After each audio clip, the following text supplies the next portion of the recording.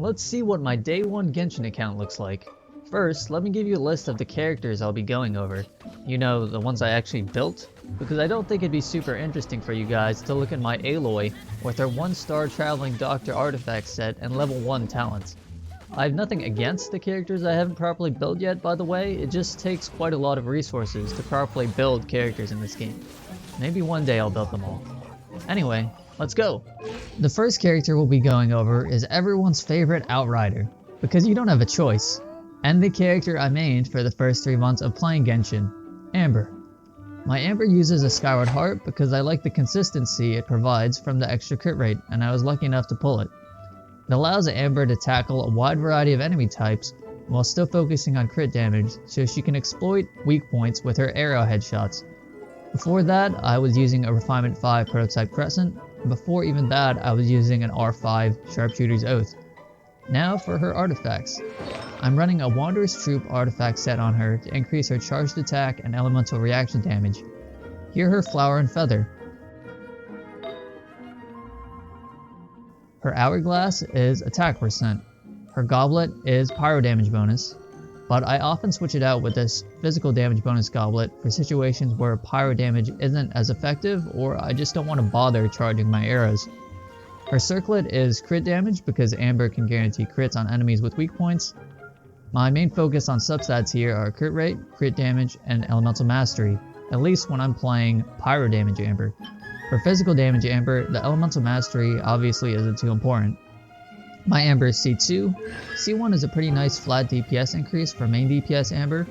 I really like C2 because it allows Amber to generate energy on demand instead of having to wait forever for Baron Bunny to explode. Amber's talent levels are 10, 6, 6. I crowned her auto attack because I really enjoy playing her as a main DPS. And finally, here are my overall stats for Amber.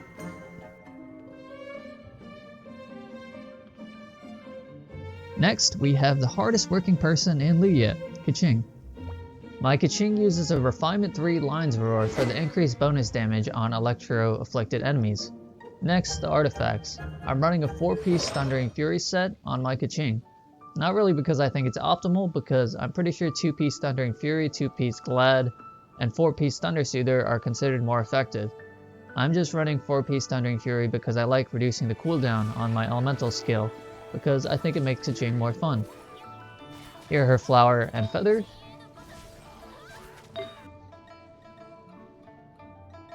She has an attack percent Hourglass, an electro damage goblet, and a crit rate headpiece. Keqing ascends with crit damage, so the crit rate headpiece balances that out a bit. My Keqing is C1, although I haven't really noticed the effect of it much, to be honest. I still have zero regrets spending 130 wishes on her character banner many months ago though. She's one of the most fun characters in the game, in my opinion. And the Lyre Warp glitch, back then, was crazy fun. I'm still sad that got patched. Her talent levels are 10, 8, 8. I crowned her auto attack because I think she has one of the most satisfying auto attacks in the game, and her charged attack hits like a truck. Here are my Keqing's overall stats.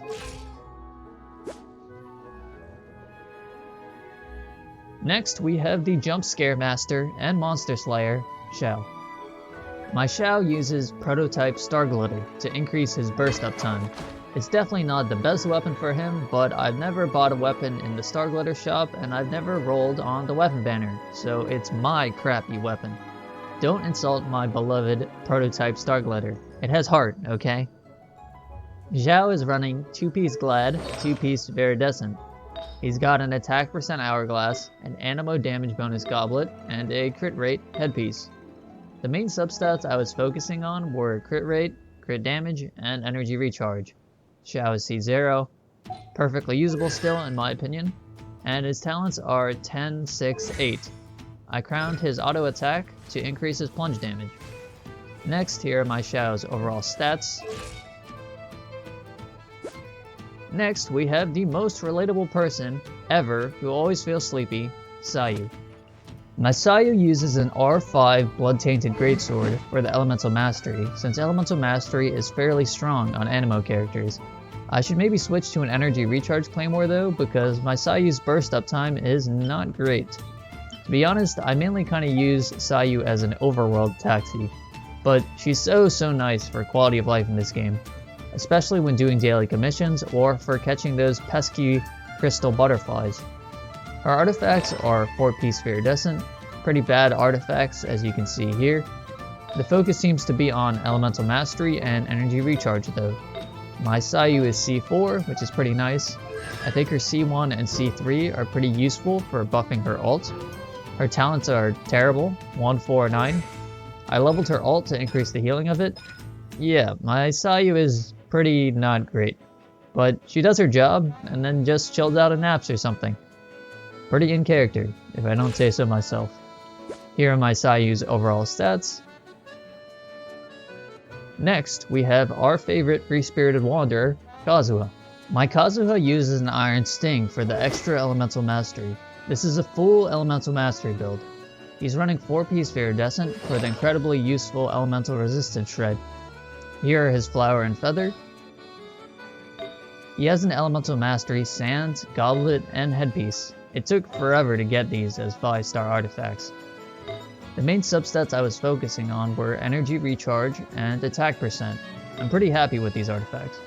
My Kazuha is C0, his talent levels are 8, 8, 8. For the Elemental Mastery build I'm using, I'm pretty sure Kazuha's talent levels don't even matter that much, but I just leveled them up because I like playing this character so much. Here are my Kazuha's overall stats. Next, we have the other hardest working person in Liya, Ganyu. Let's call it a tie, Keqing. My Ganyu uses an Amos bow, the second and only other 5-star weapon I've been lucky enough to pull. I've only pulled 5-star bow weapons for some reason, but I'm not complaining since they were both really good ones. She's running a 4-piece Wanderer's Troop artifact set because even though it's not good for freeze teams, it's still passable, and it allows me to play Melt Ganyu too. On a freeze team, Ayaka is my main DPS anyway, while Ganyu plays more of a supportive role typically, unless I want to do a charge shot, of course. In which case, Wanderer's Troop is useful for that 35% damage bonus. Here are her Flower and Feather. Her Sands is Attack Percent, her Goblet is Cryo Damage, and her Headpiece is Crit Damage. The main focus for her substats is on Crit Rate, Crit Damage, and Elemental Mastery. I'm really happy with these artifacts. They're pretty crazy, especially this feather. It might be the best artifact on my account. My Ganyu is C0. Her talent levels are 10, 6, 9. Her auto attack is crowned because she literally has the best charge shot in the game. Her ult is level 9 because her ult is also super amazing. Here are my Ganyu's overall stats. Next, we have the most creepy but also fun person in Liya, Hu Tao. My Hu Tao uses an R5 white tassel. Well, Hu Tao here, folks. Honestly though, because my Hu Tao is C0, the increase to normal attack damage it gives is actually kinda useful, because my Hu Tao runs out of stamina fairly quickly, especially since I've taken a liking to dash cancelling my charged attacks recently. She's running a 2-piece Crimson Witch, 2-piece Wanderer set. It's not as good as 4-piece Crimson Witch, but it's nearly as good, and it allowed my Hu Tao to get really strong substats on her gear. Here are her Flower and Feather. Her Hourglass is Elemental Mastery for increased Vaporize damage, because I like running her with Xingqiu. I think an HP percent Hourglass is also quite good though. And she has a Pyro Damage bonus Goblet and a Crit Rate hat. I'm also really happy with these artifacts. If my Hu Tao actually had a good weapon, she'd be insane, I think. As is though, she's still really strong. My Hu Tao is C0. Her talent levels are 10, 9, 6 to maximize her charged attack damage. Here are my Hu Tao's overall stats. They look crazy, don't they? Look at that EM crit rate and crit damage. It's actually nuts to me. Next, we have our main protagonist, destined to save the world, the Traveler. While it isn't optimal in any way, shape, or form, this is one of my more interesting builds that I'm pretty proud of. The goal behind my Traveler build was just to make it so that I could keep my Traveler fairly strong while switching between the various elements she could be. My Traveler uses an R5 Harbinger of Dawn, because the crit rate and crit damage it provides is really nice. But you're probably thinking that the crit rate buff from Harbinger of Dawn is too conditional and easy to lose, since if I lose 11% of the Traveler's health, I lose that 28% crit rate. However, that's why my Traveler is also running a 4-piece Berserker artifact set. This way, if my health is above 90%, I get 28% bonus crit rate. But if my health goes below 70%, I still get a very solid 24% bonus crit rate from Berserker. And if I'm in that weird HP zone in between 70% and 90%, I can just purposefully let myself get hit to increase my crit rate, Hu Tao style. Or just heal myself. Either way. Here are her Flower and Feather. Her Hourglass is attack percent. Her Goblet is also attack percent right now just as a fill-in, but it's my off piece, so I could switch this Goblet off to be whatever elemental damage type I want depending on which element my Traveler is, while keeping that Berserker set bonus. Finally, her headpiece is crit rate, but I think crit damage would also be good with this build. Here are her Constellations and Talents. Here are my Traveler's overall stats. Keep in mind, this crit rate you see here does not include the crit rate buff from Harbinger of Dawn or the Berserker artifact set 4-piece bonus. Next, we have the unassuming, yet also extremely strong cryo burst damage monster herself, Ayaka. My Ayaka uses an R5 Amanoma Kageuchi since it's incredibly useful for recharging her broken elemental burst. She's of course running 4-piece Blizzard Strayer for that sweet 40% additional crit rate on frozen enemies. Here are her Flower and Feather. Her Hourglass is attack percent, her Goblet is cryo damage bonus, and her headpiece is crit damage because she gets so much crit rate from Blizzard Strayer and cryo resonance anyway. My Ayaka is C0, her talent levels are 9, 6, 10. Her elemental burst is crowned because her burst is insane, and her auto attacks are level 9 because they're pretty good also and really fun to use. Here are my Ayaka's overall stats. You can add 55% crit rate if my Ayaka is hitting frozen enemies though, because of 40% extra crit rate from Blizzard Strayer along with 15% extra crit rate from Cryo Resonance. Next, we have the god that everyone seems to want to get killed by, Raiden Shogun. My Raiden uses an R5 to catch, which is one of the most insane free-to-play weapons miHoYo has given us. She's running 4-piece Emblem of Severed Fate of course, since it basically seems made for her. Here are her Flower and Feather. Her Hourglass and Goblet are both attack percent. Her headpiece is crit rate. The reason why Raiden's Goblet is attack percent here is because Raiden already gets a lot of damage bonus from the catch, and also the Emblem of Severed Fate set, and one of her passives even gives her electro damage bonus for free based on her energy recharge. But I think electro damage bonus for her Goblet is also quite good. My Raiden is C0, her talents are 6, 9, 10. Her ult is crowned because it does a lot of damage and it's just really cool. Here are my Raiden's overall stats. Next we have the one and only Mondstadt Batman, Diluc. My Diluc uses a sacrificial greatsword, not because it's optimal, but just because it's fun spamming Diluc's elemental skill 6 times in a row. His artifact set is a 4-piece Crimson Witch, of course, because the set was basically made for him. Here are his Flower and Feather. His Hourglass is attack percent, his Goblet is pyro damage bonus, and his hat is crit damage. My Diluc is actually C2, which is pretty neat. I don't notice it very much, but the extra attack speed from C2 is kinda cool. His talent levels are 999 across the board. Very balanced talent levels for the balanced benchmark for main DPS characters.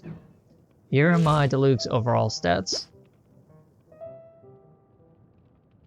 Next, we have everyone's favorite pirate captain, Beidou. My Beidou uses the luxurious Sea Lord. The elemental burst damage increase it provides is perfect for her very strong elemental burst, and it's also really amusing to see her beat enemies up with an oversized fish. Her artifact set is... I don't really know what this is, it's just kinda randomly thrown together. There's 2-piece Glad at least. Here are Flower and Feather. Her Sand is attack percent, but it also has insane energy recharge. Her Goblet is electro damage bonus, and her Circlet is crit rate. My Beidou is C4. For Beidou, the big constellation you want is C2 since it increases her elemental burst damage by a lot for multiple enemies. Her C4 is good though also for main DPS Beidou. My Beidou's talent levels are 6, 11, 8. Here are my Beidou's overall stats, which has fairly decent crit rate and crit damage. Next, we have the woman who can buy out your entire bloodline, Ningguang. My Ningguang uses an R5 Dodo Coattail since it's a pretty good free weapon we got from the summer event. Her artifacts are kinda all over the place here, just like Beidou, but she has 2-piece Shimenawas. Here's her flower and feather. Her hourglass is attack percent, her goblet is geo damage bonus, and her headpiece is crit rate. She's C6, which is very nice. Ning C6 is pretty fun and a huge DPS increase. Her talent levels are 8, 9, 11. Here are my Ningguang's overall stats. Next, we have the book nerd, who everyone wants supporting them, Xingqiu. My Xingqiu uses a sacrificial sword because if you don't have C6 Xingqiu, this thing is basically a lifesaver for getting your burst recharged. His artifact set is 2-piece Heart of Death, 2-piece Noblesse, for the boost to his elemental burst damage. Here's his flower and feather. His sands is attack percent, his goblet is hydro damage bonus, and his headpiece is crit damage. My Xingqiu is C4, which is pretty solid. I'm interested in seeing how strong his C6 is eventually. His talent levels are 4, 8, 11. Focused on his elemental burst of course, because his burst is so incredibly useful for so many characters. Here are my Xingqiu's overall stats. Next, we have the unluckiest guy alive, Bennett. My Bennett uses an R5 Pestering Desire, which is the event weapon we got from the first Dragon Spawn event. It's super good on him, because it has pretty high base attack and very high energy recharge. He's running 4-piece Noblesse Oblige for the attack buff to the entire party.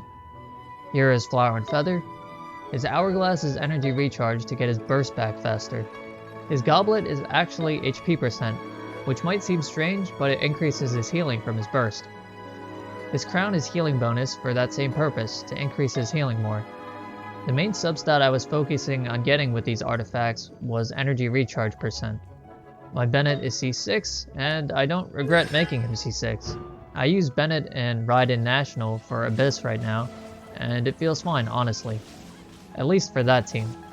I actually think that the Pyro Infusion is pretty cool, and feel like it can open up some new team compositions. But I do wish there was an option to toggle constellations on and off. Come on, MiHoYo. It is probably complicated to implement in some way, or they would have done it already though. Anyway, here are my Bennett's talents, focused on his burst of course, because his burst is broken. Here are my Bennett's overall stats.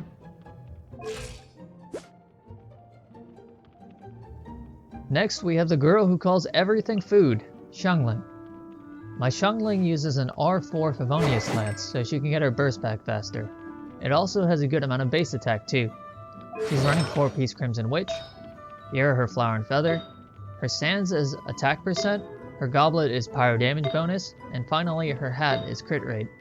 The main substats I wanted on her are energy recharge, crit rate, crit damage, and elemental mastery. My Xiangling is C4. Her C3 and C4 in particular are really nice buffs to her burst damage, especially the C4 because it increases the duration of it by a significant amount. Her talent levels are 3, 6, 11. As you can tell, the main focus is on her crazy elemental burst. Here are my Xiangling's overall stats. Next, we have the mad scientists themselves, Okabe Rintaro, Sucrose. Wrong game, sorry. My Sucrose uses the Thrilling Tales of Dragon Slayer, with a nice attack buff to the next character she switches off to. You'd probably want a more damaging catalyst than this one though if you're using Sucrose as an elemental reaction driver, but I typically just used her as a support, so this works for me. Her artifact set is 4-piece Iridescent, as it is with most Anemo characters. Here are her Flower and Feather. Her Hourglass, Goblet, and Headpiece are all Elemental Mastery, since Elemental Mastery scales a lot with swirl reactions, and one of Sucrose's passive talents even scales off it. My Sucrose is C3. Sucrose's C1 is particularly a really great quality of life buff for her. because she feels pretty clunky with only one elemental skill charge at C0, in my opinion. Her C2 is a pretty nice buff to her burst. Her talent levels are garbage. She actually did fine in Spiral Abyss though when I did play her, because she provided a lot of utility anyway through the Viridescent debuff and the Thrilling Tales buff. Here are my Sucrose's overall stats, pretty much all focused on EM and some energy recharge. Next, we have the nun, who will have you praying to God if she ever appears behind you, Rosaria. My Rosaria also uses an R5 white tassel, like my Hu-Tao did. The white tassel is actually a fairly decent weapon in my opinion, despite being a 3-star. I gave it to Rosaria here because Rosaria's passive talent allows her to transfer crit rate to the entire party based on a percentage of her own crit rate when she casts her burst. So increasing Rosaria's crit rate is pretty useful. Her artifact set is 2-piece Blizzard Strayer, 2-piece Glad. Here's her Flower and Feather.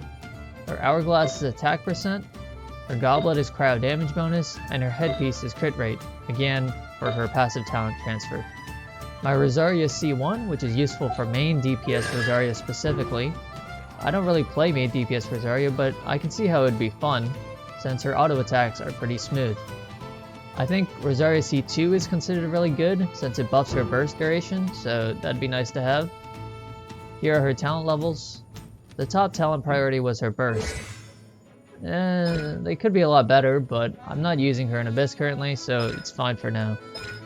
Here are my Rosaria's overall stats. Next, we have the bartender who hates alcohol, ironically, Diona. My Diona uses a sacrificial bow, which is really useful for getting Diona's burst backup, since it has a good chance of refreshing her elemental skill. Since Diona's elemental skill hits multiple times, it increases the chance of the effect of Sacrificial Bow triggering. The artifact set Diona uses is 4-piece Maiden's Beloved to increase the healing from her elemental burst. Here are her Flower and Feather. Her Sands is energy recharge. Her Goblet is Hydro damage bonus, which is obviously perfect. Okay, no. Don't use Hydro damage bonus as your Goblet for Diona if you actually want to be optimal. The reason why I'm doing it here is just to get that 4-piece effect from Maiden's Beloved. My Diona's headpiece is healing bonus, again to increase the healing from her ult. My Diona is C6, which is very awesome. Her C6 is crazy because it increases elemental mastery so much. Also, Diona's C2 is stupidly good in co-op because it gives everyone a shield, which is very useful. My Diona's talent levels are 4, 9, 9. Since I really want to make her shields and healing stronger. Here are my Diona's overall stats. Next, we have the hot-spirited cryo exorcist, Chongyun. My Chongyun uses an R5 prototype arcade. He's using 2-piece Wanderer's Troop and 2-piece Noblesse Oblige. It's pretty niche, but the idea is just to increase his burst damage off of a reverse melt reaction. Here are his Flower and his Feather. His Sands is attack percent, his Goblet is cryo damage bonus, and his Circlet is crit damage. My Chongyun is C6, which is pretty cool. His talent levels are pretty balanced, 666, but they're 699 because of those constellation buffs. Here are my Chongyun's overall stats. Next, we have the very chuny, but also endearing, Fischl. My Fischl uses the Stringless because it increases her elemental skill damage, and her elemental skill is amazing. Her artifact set is 4-piece Thundering Fury for the electro damage bonus and elemental skill cooldown reduction. Here are her Flower and Feather. Her Hourglass is attack percent, her Goblet is electro damage bonus, and her headpiece is crit rate. My Fischl is C1, which is good for main DPS Fischl. Her talent levels are 484, where I'm clearly focused on boosting her elemental skill, Oz. Here are my Fischl's overall stats.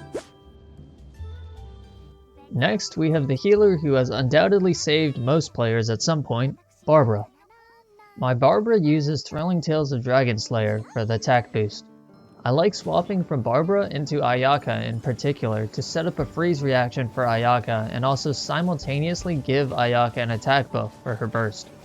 My Barbara is running 4-piece Noblesse for the attack buff, but I think 4-piece Maiden's Beloved is also good if you just want more healing. Here are her Flower and Feather. Her Sans is energy recharge to get her burst back faster, so she can trigger Noblesse's effect more frequently.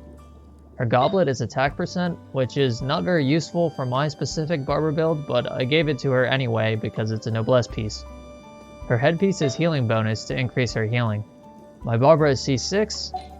The resurrection from C6 is actually kind of nice sometimes, especially in the Abyss when you get one-shot by something.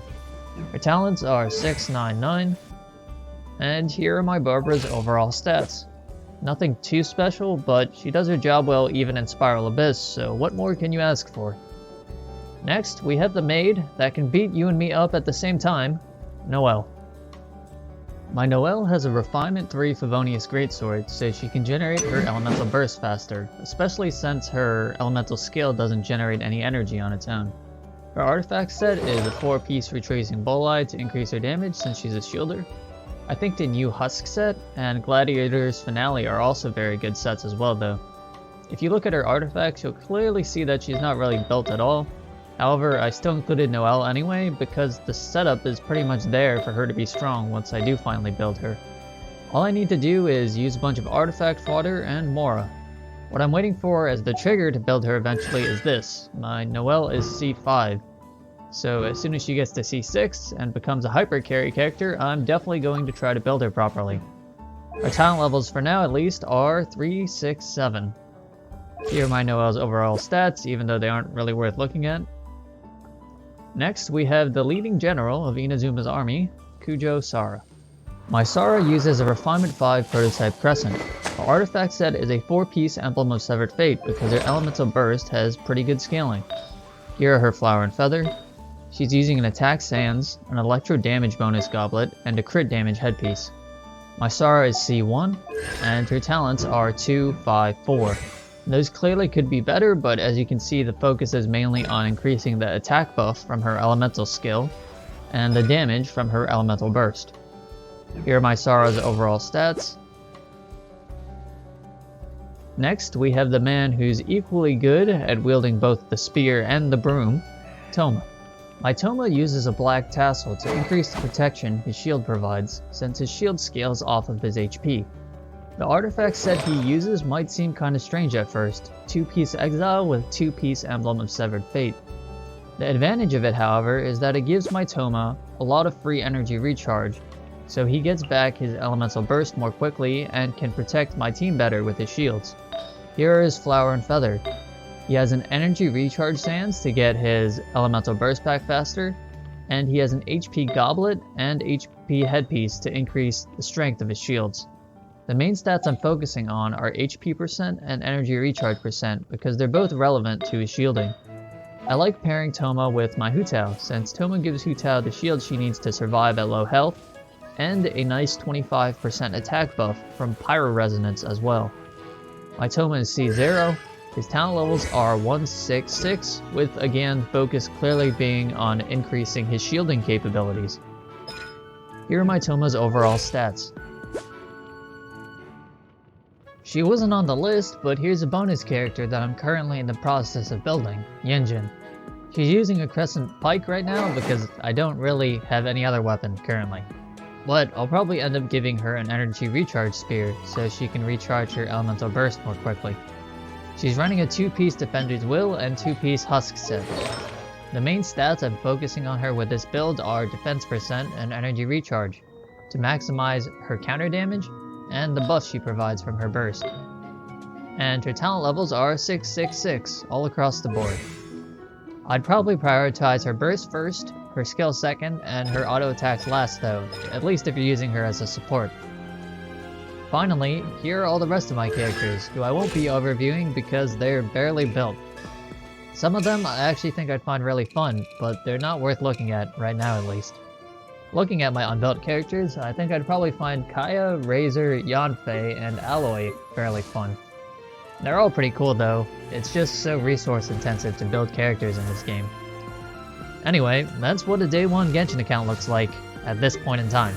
I hope this video was entertaining or useful for understanding how to build your own characters. This video took me a very long time to make, so if you liked the video, hitting the like button would help me out a lot. If you want to see more Genshin content from me, hit the subscribe button. If you want to say something about the video, feel free to comment. I like to hear what people think, and it also helps me out with that silly YouTube algorithm. Anyway, as always, take care and have a good one. Peace.